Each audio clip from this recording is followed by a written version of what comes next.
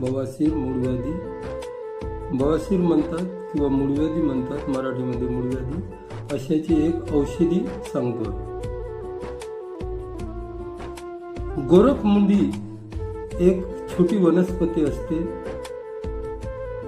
गोरखमुंडीच्या पाल्याचा रस पाव कप,